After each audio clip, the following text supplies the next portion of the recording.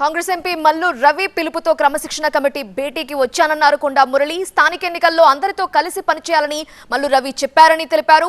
క్రమశిక్షణ కమిటీ ఆదేశాల ప్రకారం కలిసి పనిచేస్తామని చెప్పారు. తమ రక్తంలో కాంగ్రెస్ పార్టీ ఉంది అని, కాంగ్రెస్ పార్టీ తప్ప వేరే పార్టీలో తాము ఉండలేమన్నారు కొండా మురళి. అందుకే తిరిగి కాంగ్రెస్ లో చేరామని, పార్టీ కోసం పనిచేస్తామని స్పష్టం చేశారు కొండా మురళి. మరి ఎన్నికల్లో కూడా కలిసి పనిచేసే కార్యక్రమంలో భాగంగా అన్న చెప్పడం జరిగింది. అన్న ఆదేశాన్ని కంపల్సరీగా పాటిస్తాం, ఎందుకంటే డిసిప్లినరీ కమిటీ అన్నారు. మరి దానికి మేము సమానం కూడా చెప్పడం జరిగింది. వారు సాటిస్ఫై అయినరు. కాబట్టి ఇప్పుడు కాదు ఎప్పుడు కూడా మా కాంగ్రెస్ పార్టీ మా రక్తంలో ఉన్నది.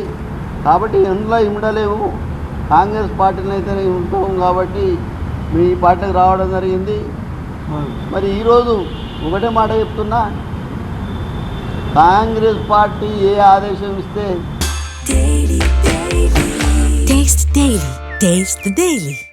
దాన్ని తూచా తప్పకుండా ఆచరణ పెడతానని తెలియదు.